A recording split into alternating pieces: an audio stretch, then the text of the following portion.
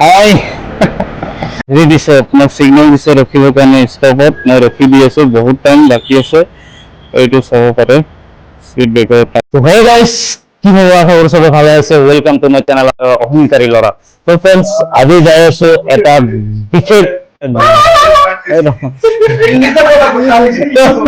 তো ফ্ৰেন্ডস আজি যাই আছো আমি ফুৰিবৰ কাৰণে ডেইলি দোকান কৰি বৰ লাগে তো আজি যাই আছো এনেকুৱা এটা জাগা এই আন্ধাৰ কৰি দিয়ক কিয় সেইটো লাইক তো মই লৈ যাই আছো এইটো মোৰ মাইক তাৰপিছত এইটো পাৱাৰ বেংক লৈছো আৰু এটা বেগৰ ভিতৰত আছে কাপোৰ চাপোৰ গামছা চামছা আছে আমি তাতে গা ধুম বুলি যাই আছো তো ফ্ৰেণ্ডছ এইটো বেগ ৰিবেৰা ফ্ৰী বেগ হয় এইটো হ'ল হেলমেট আৰু হেলমেটত আছে ষ্টেণ্ড তাতে মই মোবাইলখন লগাম এই যে এই ব্লাড পিন্ধি আছো হা কি কোৱা এই বাগৰ প্ৰায় এইটো চিঙা আছে গেলা এইটো এইটো পিন্ধি মোৰ মোজা চোজা নালাগে Yes, জোতা পিন্ধি আছো এই সেইবিলাক কমান নাহে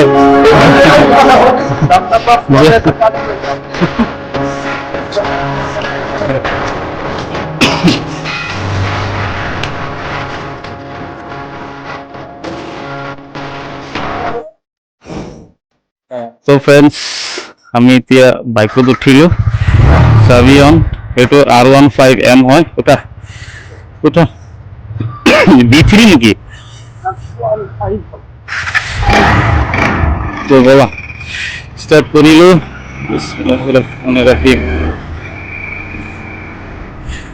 মোৰটো হ'ল NS200 আৰু ৰাচিদুল ভাইটো হ'ল R15 মোৰ বাইকৰ গ্ৰাউণ্ড ক্লিয়াৰেন্সটো অলপ কম আছে সেইকাৰণে ধুনীয়াৰ স্পীড ব্ৰেকাৰ চলাইছো ৰাস্তাত ধুনীয়াৰ স্পীড ব্ৰেকাৰে বাইকৰ গ্ৰাউণ্ড ক্লিয়াৰেন্সটো কম থাকিলে আপোনাৰ বহুত প্ৰব্লেম কিন্তু স্পীড ব্ৰেকাৰত তো সেইকাৰণে নেক্সট টাইমৰ পৰা যদি বাইক চাইক কিনে আপুনি গ্ৰাউণ্ড ক্লিয়াৰেন্স থকা বাইক ল'ব লাগে একচুৱেলি আৰু NS200 এইটো অলপ কৃপণালি কৰিছে বাকী শৰ্ট পিকআপ বহুত হয় ইনিচিয়েল ষ্টেজ বহুত ভাল 200cc এইখিনিয়ে যথেষ্ট খালি কি আপোনাৰ গ্ৰাউণ্ড ক্লিয়াৰেন্সটো কম একদমেই কম এটা স্পীড ব্ৰেকাৰ থাকিলে আপোনাৰ তাতে বাজি যায় বাইক গাড়ী আহি আছে আমি অলপ ৰখি দিব লাগে আমি দুটা আছো বাইকত ডাবল হয় আৰু সি হ'ল অকলে এইটো আগে আগে যাই আছে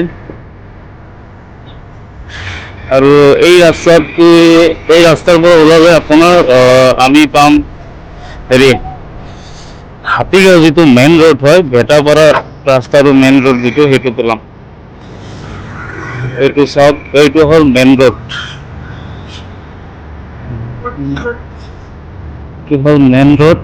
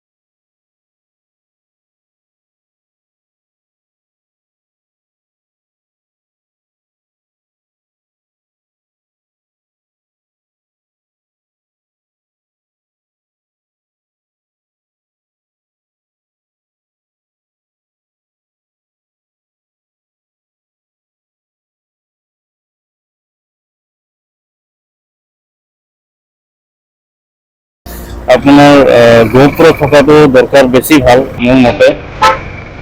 iPhone 15 Plus যে কৰি আছো ইয়াৰ মতলব কি ভাল ঠিকে আছে, আপোনাৰ কোৱালিটি বহুত ভাল পায়, কিন্তু ইয়াত কি হয় মোবাইলটো বহুত ভাৰী বস্তু হৈ যায় না, যাৰ কাৰণে হেলমেটটো নাথাকে মানে তলফালে নামি যায়, তো যাৰ কাৰণে অলপ পাতল হ'লে বেছি ভাল। তো আমি পাতলৰ কাৰণে ল'ব লাগে একচুৱেলি GoPro। এই বোকাটো বা ই কল কৰি আছে, তো এতিয়া ওলাই যাম হেৰিত।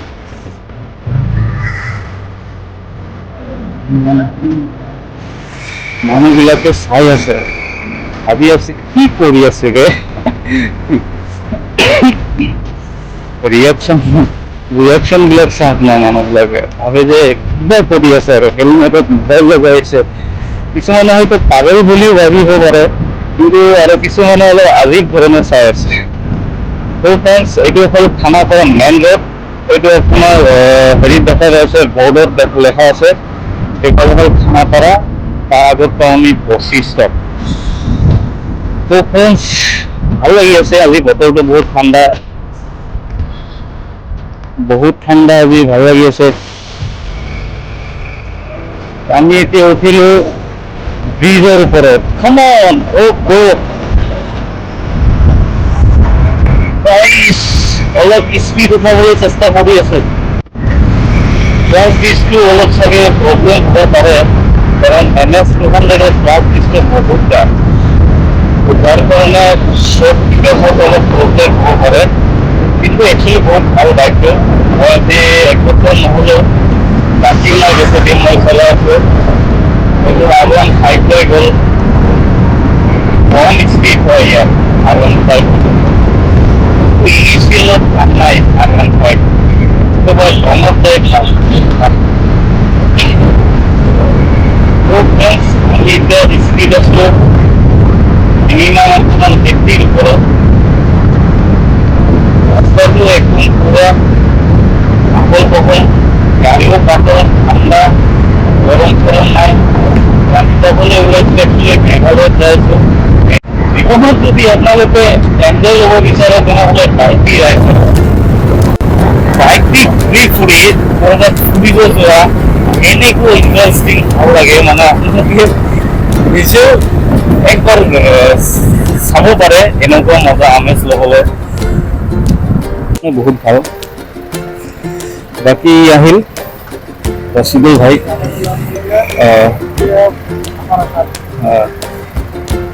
ইয়াৰ পৰা হ'ল আপোনাৰ খানাপাৰাৰ জাৰ্ণি শেষ। আপোনাৰ লেফ্ট চাইডে আছে ছায়েন্স মিউজিয়াম। যদি গুৱাহাটীত কোনোবা আহিছে খানাপাৰাৰ ওপৰত গম পাব, এইটো হ'ল ছায়েন্স মিউজিয়াম। আৰু এইটো ৰাস্তা হ'ল আপোনাৰ আপাৰ আছাম যোৱা ৰাস্তা।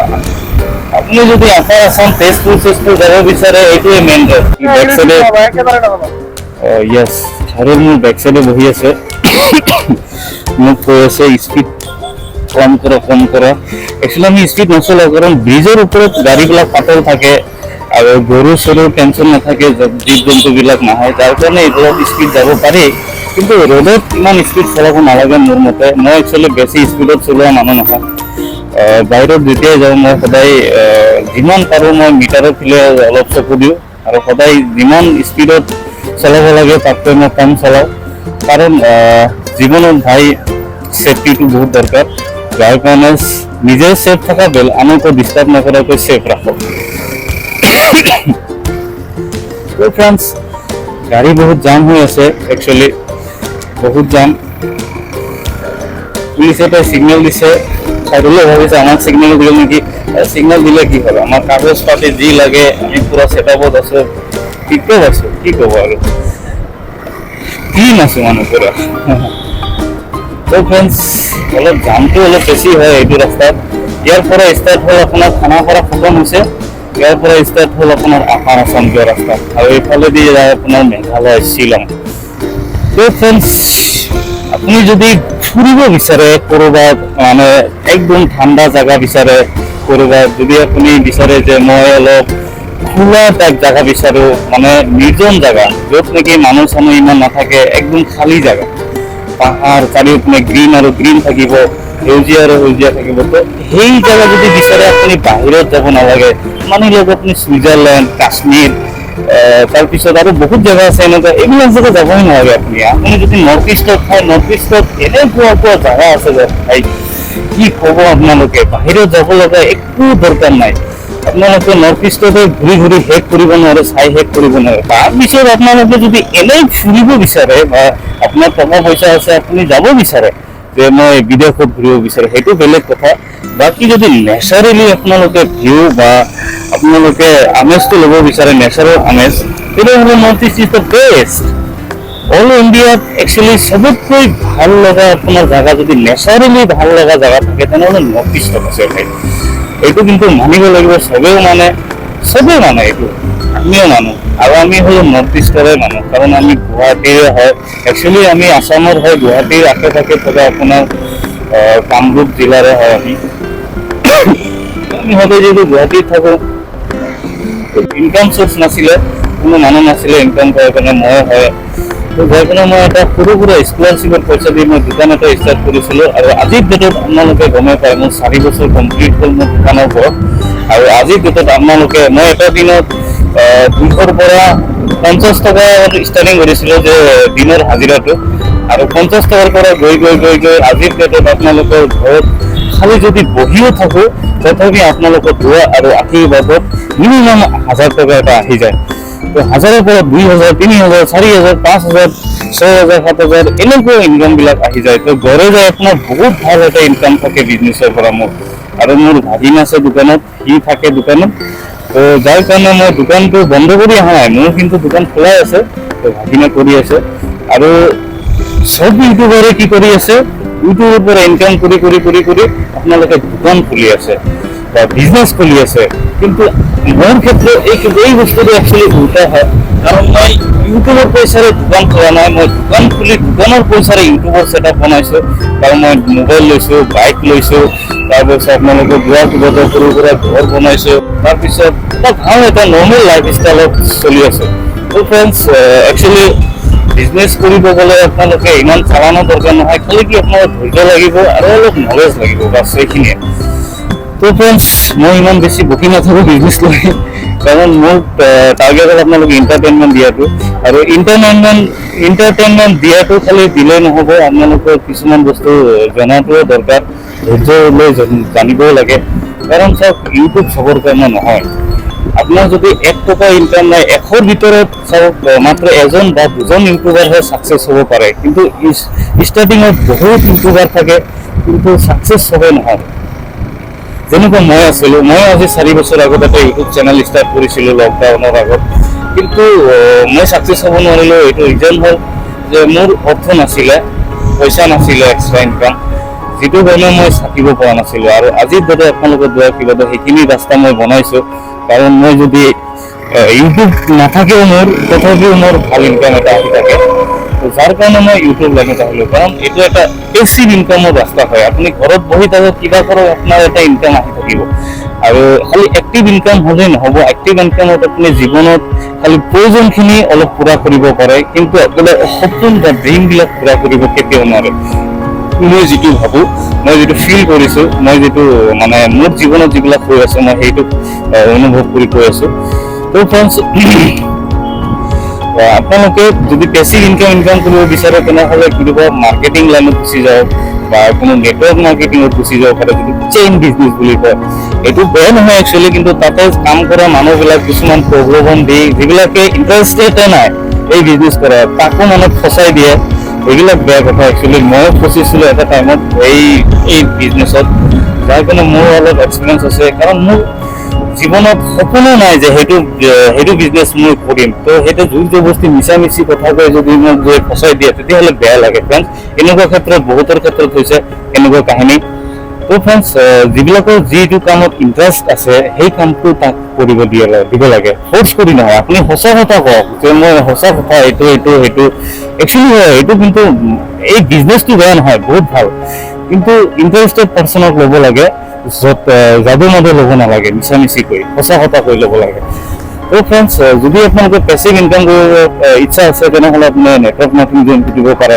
তাৰপিছত আপুনি এই YouTube live is the best YouTube গান ইজ দ্য বেষ্ট ৱে, কাৰণ এইটোত কোনো ইনভেষ্ট কৰিব নালাগে, আপুনি নিজে খালি যদি অলপ কষ্ট কৰে আপোনাৰ আহি যাব ইনকাম।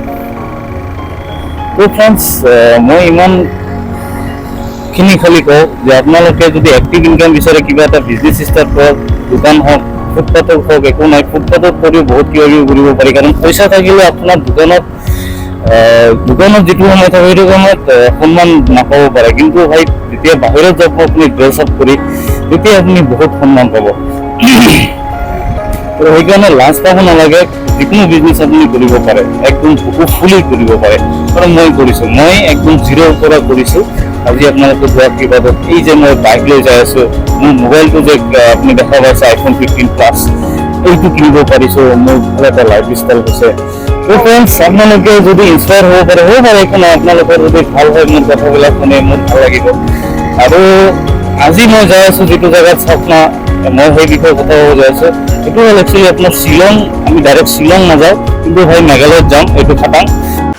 তো ফ্ৰেণ্ডছ, চাব পাৰে ফাৰ্ষ্ট ক্লাছ ভিউ হয় ইয়াৰ পৰা। তো আমি ফাইনেলি পালোঁ যোৰাবাট, আৰু এই আপোনাৰ সন্মুখত যিটো ব্ৰিজ দেখা পাইছে, অভাৰ ব্ৰিজ, তাৰ তলেদি আমি ৰাইট ল'ব লাগিব। তো যোৰাবাটৰ পৰা আপোনাৰ ডাইৰেক্ট শ্বিলং যোৱা ৰাস্তা হয়, একচুৱেলি মেঘালয়ত যোৱা। তো মেঘালয়ত যোৱা ৰাস্তাটোৰ পৰা আমি ভিডিঅ' শেষ কৰিছোঁ, কাৰণ নেক্সট ভিডিঅ'ত আমি দেখাম মেঘালয়খিনি। তো বাকী আজিৰ ভিডিঅ'টো ভাল পালে বেয়া পালে আপোনালোকে কমেণ্টত জনাব। ইমান কষ্ট কৰি ভিডিঅ' বনোৱাৰ কাৰণ হ'ল আপোনালোকে এণ্টাৰটেইনমেণ্ট কৰা। তো বাকী আপোনালোকে ছাবস্ক্ৰাইব কৰিব, যদি নতুন হয় শ্বেয়াৰ কমেণ্ট কৰিবলৈ নাপাহৰিব, আৰু যদি ভাল লাগে লাইক কৰি দিব। তো ফ্ৰেণ্ডছ, আজিৰ ভিডিঅ'ত এইখিনি আছিল, আৰু নেক্সট ভিডিঅ'ত আপোনালোকে দেখা পাব মোৰ আগৰ ভিডিঅ'বোৰ। তো আগফালে আমি বহুত দূৰ গৈছোঁ, আৰু কি কৰিলোঁ, ক'ত গ'লোঁ, আপোনালোকে নেক্সট ভিডিঅ'ত চাব। তো বাকী আজিৰ কাৰণে ইমানতে সামৰিলোঁ। বাকী ধন্যবাদ, জয় আই অসম, আৰু নেক্সট ভিডিঅ'ত লগ পাম। তো অহংকাৰী চেনেলৰ নাম শুনা পাই আপোনালোকে মোৰ অহংকাৰটো থকা বুলি নাভাবিব, মোৰ কিন্তু অলপো অহংকাৰ নাই।